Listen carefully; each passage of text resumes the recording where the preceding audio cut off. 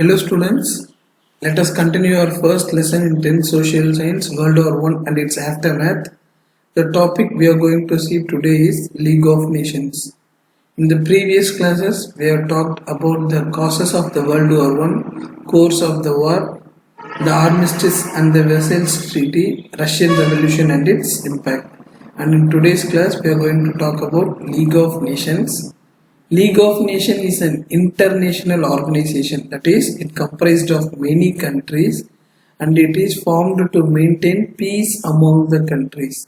So இன்னொரு வார் வேர்ல்டில் வந்துடக்கூடாது அப்படிங்கிறதுக்காக ஸ்டார்ட் பண்ண ஒரு ஆர்கனைசேஷன் தான் league of nations. Structure and composition.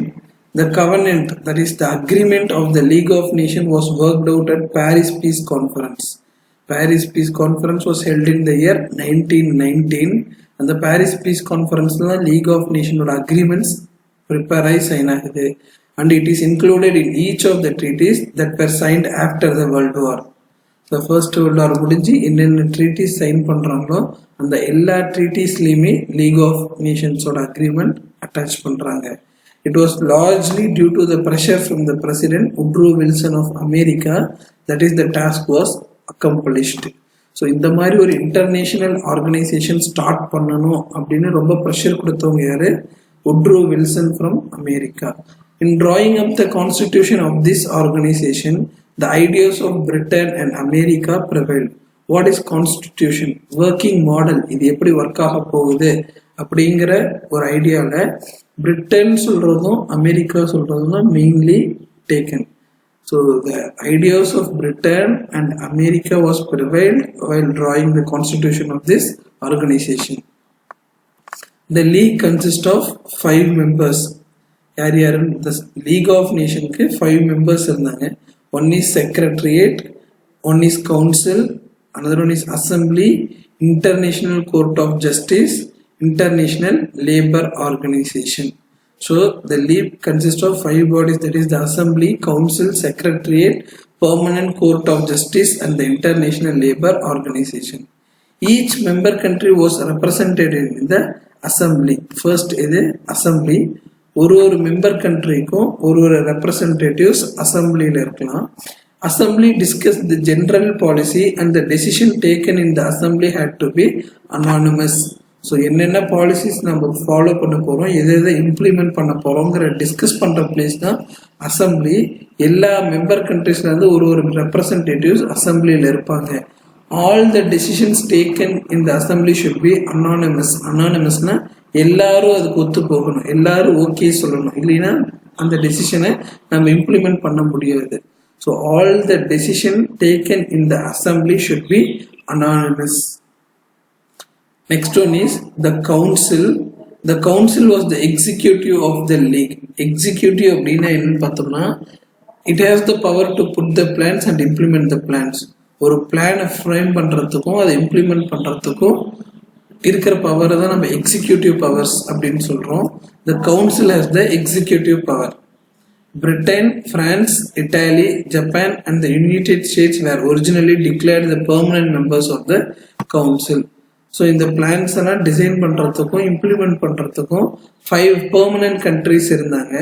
Britain, France, Italy, Japan and United states.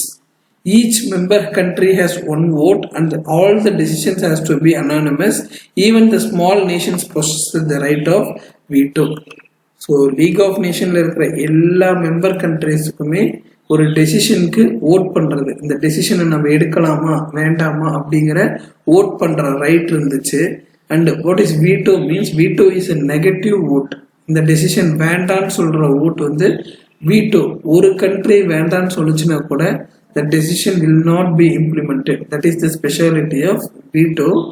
All the countries has the right to veto power. அதனால whatever decision is taken by the assembly has to be anonymous. எல்லாரும் ஒத்து போனாங்கன்னா மட்டும்தான் அந்த டெசிஷனை implement பண்ண முடியும். Next one is the Secretariat. The Secretariat of the League of Nations was located at Geneva. Geneva is in Switzerland. See Switzerland. France இருக்கு, Germany இருக்கு, Austria இருக்கு. இது 3 கண்ட்ரீஸ்க்கும் நடுவில் இருக்கிற பிளேஸ் தான் என்னன்னு சொல்றோம். கீழே இட்டாலி இருக்கு. எல்லாத்துக்கும் நடுவில் இருக்கிற பிளேஸ் தான் நம்ம என்னன்னு சொல்கிறோம், Switzerland. It is a country. Switzerland is a country that is located between France, Germany, Italy and Austria-Hungary. இந்த சுவிட்சர்லாண்டில் இருக்கிற ஜெனீவா அப்படிங்கிற பிளேஸ்ல தான் செக்ரட்டரியேட் ஸ்டார்ட் பண்றாங்க. The Secretariat of the League of Nations was located at Geneva in Switzerland. Its first Secretary General was Sir Eric Drummond from Great Britain. The staff of the Secretariat was appointed by the Secretary General in consultation with the Council. So Secretariat start பண்ணிட்டாங்க. அதோட first Secretary General was Sir Eric Drummond from Great Britain. இந்த செக்ரட்டரியேட்ல இருக்கிற எல்லா ஸ்டாஃபுமே will be appointed by Secretary General in consultation with the Council. எந்த decision எடுக்கிறதுனாலுமே கவுன்சில்கிட்ட கேட்டு தான் செக்ரட்டரி ஜெனரல் டெசிஷன் எடுப்பாரு. Next one is the International Court of Justice that is set up in Hague. Hague is in Netherlands.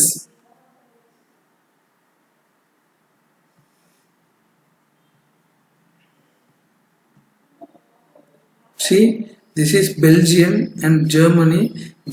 Belgium and Germany ku naduvula irukra country da Netherlands. It is a small country and adula irukra oru place da the Hague. So the International Court of Justice is set up at The Hague in Netherlands. The court was made up of 15 judges. Next one is International Labour Organization that comprised a secretariat and the General Conference, which included 4 representatives from each country. International Labour Organization lo or secretariat irukke that consists of 4 representatives from each member country. ஒரு member country la irundhume 4 representatives adula irupanga. Objectives of the League of Nations.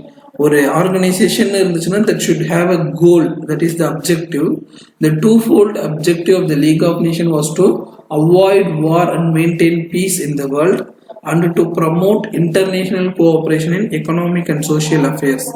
2 main objectives இருந்துச்சு League of Nations. First one is to avoid war and to maintain peace in the world. இனியும் ஒரு சண்டை வந்துடக்கூடாது, world ஃபுல்லா அமைதியா இருக்கணும் அப்படிங்கிறது தான் ஃபர்ஸ்ட் அப்ஜெக்டிவ். செகண்ட் அப்ஜெக்டிவ் என்னன்னு பார்த்தோம்னா promote international cooperation. Promote means develop.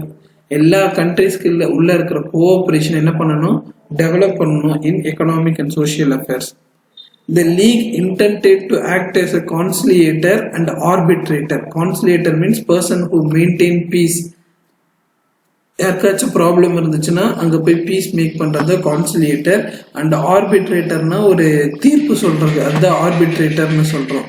The league intended to act as a conciliator and arbitrator and thereby resolve disputes in its early ages. Dispute means problem.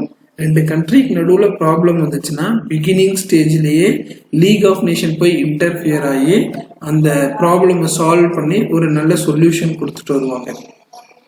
If war should break out despite arbitration, இப்போ league of nation involve ஆகி தீர்ப்பு சொன்னதுக்கு அப்புறமேட்டும் ஒரு வார் வந்துருச்சு அப்படின்னா the member countries should apply sanctions to the aggressor. Who is an aggressor? First attack பண்றவங்கள நம்ம aggressor அப்படின்னு சொல்றோம். ஸோ ரெண்டு கண்ட்ரிக்குள்ள இருக்கிற ப்ராப்ளம்ல லீக் ஆஃப் நேஷன் சால்வ் பண்ணிட்டு வந்துருச்சு. சால்வ் பண்ணதுக்கு அப்புறமேட்டு 2 கண்ட்ரிஸ் கிட்ட ஃபைட் வந்துச்சுன்னா யாரு ஃபர்ஸ்ட் அட்டாக்கு போறாங்களோ அந்த அக்ரெசர் கண்ட்ரிக்கு மேல எல்லா மெம்பர் கண்ட்ரிஸுமே economic action and then military action எடுப்பாங்க. The difficulty in achieving these objectives was increased from the beginning by the absence of 3 great powers, namely USA, Germany and Russia.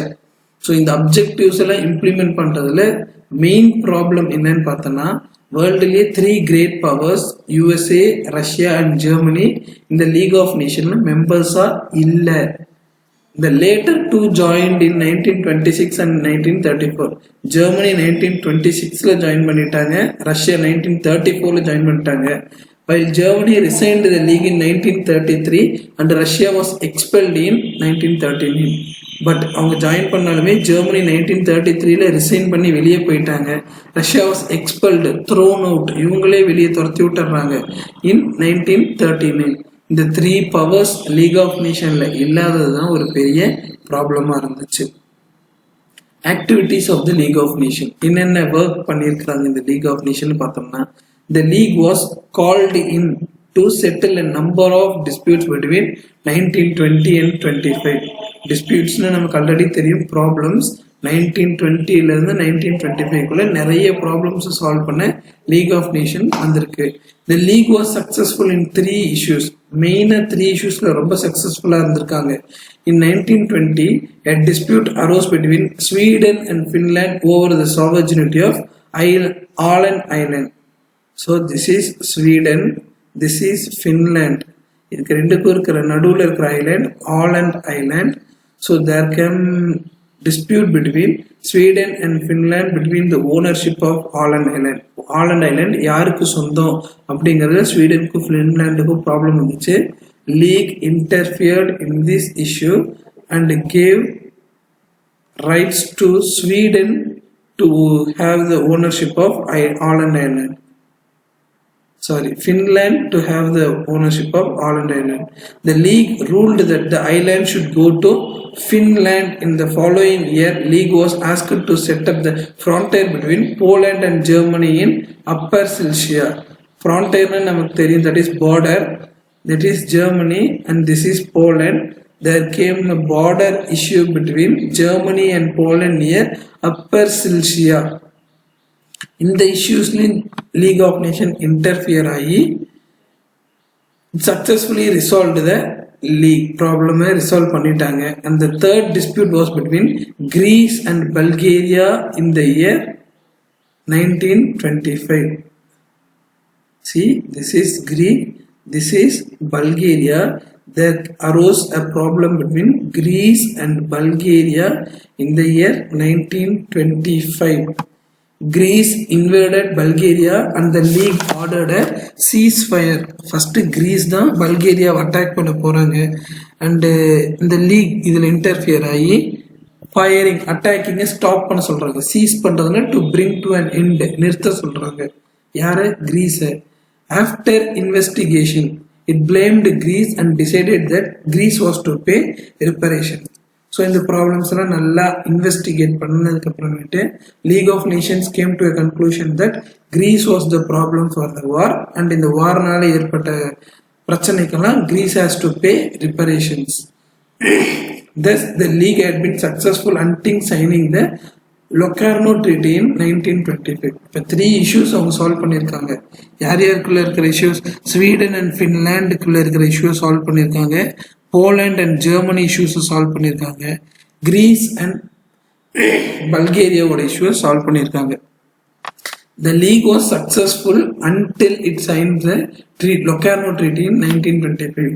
Locarno Treaty sign பண்ற வரைக்கும் league was very successful.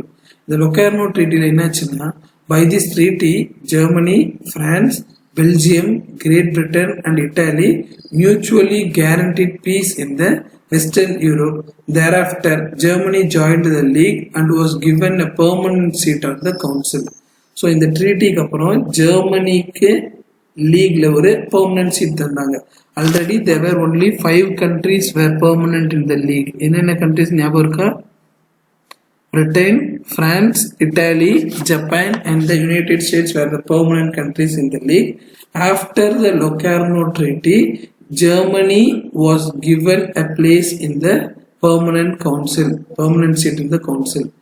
So Locarno Treaty மூலமா Germany மற்ற countries கூட சண்டை போட மாட்டேன் அப்படிங்கிற treaty sign பண்றாங்க. அதனால Germany was given a place in the league as a permanent member.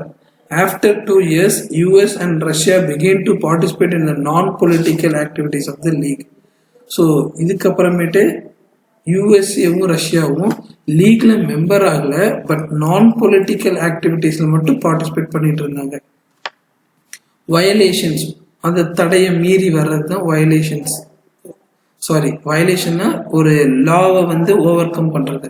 One of the major problems confronting the European powers have to how to achieve disarmament. disarmament அப்படின்னா how to reduce the weapons. Disarmament is reducing the weapons in the country. League of Nations the main problem என்னன்னா achieving disarmament. Disarmament is nothing but weapons குறைக்கிறது. In 1925 the Council of League set up a commission to hold disarmament conference to sort out the problem. 1925ல league of நேஷனோட organ council வந்து ஒரு commission set பண்றாங்க. எதுக்காக? எப்படி இந்த டிஸ்ஆர்மமெண்ட்டை நம்ம கொண்டு வரலாம், எப்படி எல்லா கண்ட்ரிஸ் இருக்கிற வெப்பன்ஸை கம்மி பண்றது அப்படிங்கிறதுக்கு ஒரு கான்ஃபரன்ஸ் ஸ்டார்ட் பண்றாங்க. But the proposed conference materialised only in February 1932. 1925ல கமிஷன் ஸ்டார்ட் பண்ணாங்க. பட் அது எப்பதான் நம்மளால நடத்த முடிஞ்சிச்சு? 1932ல தான் நடத்த முடிஞ்சிச்சு. மெட்டீரியலைஸ்னா மேக் தட் ஹேப்பன், அதை நடத்த முடியறது. So 7 years it worked to bring a conference. In this conference, Germany demanded of equality of arms with France was rejected. So first thing என்னது 1925ல டிஸ்ஆர்மமெண்ட் எல்லா கண்ட்ரிஸும் கொண்டு வரணுங்கிறதுக்காக ஒரு ஆர்கனைசேஷன் ஸ்டார்ட் பண்றாங்க, ஒரு கமிஷன் ஸ்டார்ட் பண்றாங்க. பட் அந்த கமிஷன் கான்ஃபரன்ஸ் எப்பதான் conduct பண்ண முடிஞ்சிச்சு? 1932ல தான் கண்டக்ட் பண்ண முடிஞ்சிச்சு. ஈவன் தென் இந்த கான்ஃபரன்ஸ்ல ஜெர்மனி என்ன கேட்கறாங்க? பிரான்ஸ்க்கு ஈக்குவலா எங்களுக்கும் வெப்பன்ஸ் வச்சுக்கிறதுக்கு உரிமை வேணும் அப்படின்னு கேட்கறாங்க. But that was not accepted. Germany அவங்களோட வெப்பன்ஸை இன்க்ரீஸ் பண்றதுக்கு அக்செப்ட் பண்ணிக்கல league of nation. In October Hitler withdrew from the conference and the league. ஜெர்மனியோட ரெக்வெஸ்ட் அக்செப்ட் பண்ணிக்காததுனால ஜெர்மனியோட லீடர் யாரு? ஹிட்லர். நாங்க லீக் ஆஃப் நேஷன்ல இருக்கல அப்படின்னு சொல்லி வெளியே வந்துடுறாரு. Japan attacked Manchuria in the year September 1931. See, this is Japan. Chinaல இருக்கிற ஒரு பிளேஸ் தான் Manchuria. Japan attacked Manchuria in the year 1931 and the League condemned Japan. So Japan also followed the example of Germany and resigned from the League of Nations. So League attacked Manchuria in 1939. இதை யார் கேட்கறாங்க? League of nation பயங்கரமா oppose பண்றாங்க ஜப்பானை. Immediately Japan withdraw from the league of nation. First Germany withdraw பண்ணாங்க, second Japan withdraw பண்ணிக்கிட்டாங்க. In the context of Italy's attack on Ethiopia, the league applied sanction. As the sanctions came into effect, Italy also resigned from the League of Nations in 1937. Next, Italy Ethiopia attack பண்றாங்க. League of nation Italy மேலதான் தப்புன்னு சொல்லி அவங்க மேல வார் reparations எல்லாம் apply பண்றாங்க. உடனே Italy என்ன பண்றாங்க? நாங்களும் லீக் ஆஃப் நேஷன்ல இருந்து வெளியே போயிடுறோம்னு சொல்லி Italy came out of the league of nation in 1937. Thereafter, the league was a passive witness to the events. Passive witnessனா சும்மா வேடிக்கை பார்க்க முடிஞ்சிச்சு. ஏன்னா யார என்ன கேட்டாலுமே அவங்க உடனே லீக்ல இருந்து வெளியே போயிடுறாங்க. There is no good thing happened after that. அதனால the league looked after what are all the events happened after that. சும்மா வேடிக்கை மட்டும்தான் அவங்களால பார்க்க முடிஞ்சிச்சு. Taking no part in the crisis over the Rhineland, Austria, Czechoslovakia and Poland. இங்கெல்லாம் நடந்த ப்ராப்ளம்ஸை லீகால எதுவும் எதிர்த்து கேட்க முடியல. பிகாஸ் என்ன கேட்டாலுமே அந்த மெம்பர் கண்ட்ரி என்ன பண்ணிடுறாங்க? லீக்ல இருந்து வெளியே போயிடுறாங்க. The last decisive action it took was in December 1939 when Russia was expelled for her attack on Finland. 1939ல ரஷ்யா அட்டாக்ட் ஃபின்லாண்ட். உடனே லீக் ஆஃப் நேஷன் அவங்க மெம்பர்ஷிப்ல இருந்து ரஷ்யாவை வெளியே போக சொல்லிடுறாங்க. So this was the final decision taken by league of nation, that is in the year 1939. அதுக்கப்புறமேட்டு என்னாச்சு? The assembly did not meet again and the League of Nations was dissolved in the year 1946. So அதுக்கப்புறமேட்டு league of nation ஒரு assembly திரும்ப meet பண்ணவே இல்லை. It was dissolved in the year 1946. அப்படி ஒரு ஆர்கனைசேஷனே இல்லைன்னு சொல்லி அக்ரிமெண்ட் எல்லாம் கேன்சல் பண்ணிடுறாங்க. நல்லா தான் போயிட்டு இருந்துச்சு லீக் ஆஃப் நேஷனோட ஒர்க்ஸ் எல்லாமே. ஃபர்ஸ்ட் ஜெர்மனியும் பிரான்ஸும் ஈக்குவாலிட்டி ஆஃப் ஆர்ம்ஸ் கேட்டாங்க, அதுக்கு ஒத்துக்கல. அதனால Germany came out of the league of nation. Then Japan attacked Manchuria. ஜப்பானை கேட்ட உடனே ஜப்பான் லீக் ஆஃப் நேஷன்ல இருந்து வெளியே போயிட்டாங்க. தென் இட்டாலி அட்டாக்டு எத்தியோப்பியா. இட்டாலியை கேட்ட உடனே இட்டாலியும் வெளியே போயிடுறாங்க. அதுக்கப்புறமேட்டு யாரையுமே எதுவுமே கேட்க முடியாம போயிடுச்சு. thus league ended in a failure. League of Nations என்ன ஆயிடுச்சு? ஃபெயிலியர் ஆயிடுச்சு. what were the causes for the failure? எதனால League of Nations ஃபெயிலியர் ஆயிடுச்சுன்னு பார்த்தோம்னா, the league appeared to be organization of those who were victorious in the first world war. First world வார்ல win பண்ண கண்ட்ரிஸ்க்கு மட்டுமே support பண்ற மாதிரி இருந்துச்சு league of nation. That is the main problem. Though it had a worldwide membership, it became very much center of the European diplomacy. ஸோ European கண்ட்ரீஸ்க்கு மட்டுமே அது பீஸ் மெயின்டைன் பண்ணுற மாதிரி இருந்துச்சு. அதாவது ஏஷியா அண்ட் ஆப்ரிக்காவில் இருக்கிற ப்ராப்ளம்ஸ் எல்லாம் லீக் மெயினாக கான்சென்ட்ரேட் பண்ணவே இல்லை. The anonymity of members was required for all its decision on political issues. Since it lacked the military power of its own, it could not enforce its decisions. எந்த ஒரு political இஷ்யூவா இருந்தாலுமே எல்லா member கண்ட்ரியுமே ஒத்து போனாதான் ஒரு decision எடுக்க முடியும். So இப்போ ஒரு கண்ட்ரி இன்னொரு கண்ட்ரி அதையும் மீறி அட்டாக் பண்ணுச்சுன்னா லீக்கு கிட்ட ஓனா மிலிட்ரி ஃபோர்ஸ் இல்லை. இப்போ லீக் ஹேஸ் அ மிலிட்ரி ஃபோர்ஸ்னா அக்ரெசர் கண்ட்ரி என்ன பண்ணலாம், இவங்க ஃபோர்ஸை விட்டு அட்டாக் பண்ணலாம். But the league do not have a military force of its own and hence it could not control the aggressor country. The founders of this peace organization underestimated the power of nationalism. The principle of collective security could not be applied in actual practice. Collective security அப்படின்னா என்னன்னு பார்த்தோம்னா helping each other, cooperation between the member countries. உனக்கு எதுவும் நான் பிரச்சனை பண்ண மாட்டேன், எனக்கு நீ எதுவும் பிரச்சனை பண்ணாத அப்படிங்கிற ஒரு கோஆபரேஷன் மெம்பர் கண்ட்ரிஸ் கிட்ட இல்லாம போயிடுச்சு. ஸோ அப்படி இருந்துருந்துச்சுன்னா நான் என் கண்ட்ரிக்குள்ளேயே இருந்துக்கிறேன், நீ உன் கண்ட்ரிக்குள்ளேயே இருந்துக்கோ, ரெண்டு பேரும் சண்டை போட வேண்டாம் அப்படிங்கிற ஒரு டெசிஷன் இருந்திருக்கும். கலெக்டிவ் செக்யூரிட்டி இருந்துச்சுன்னா. But because of nationalism, love for one's own country develop ஆக கோஆபரேஷனை எல்லாராலையும் மெயின்டைன் பண்ணவே முடியல. When Italy, Japan and Germany headed by dictators. What is dictators? Rule under a single person who is a great aggressor.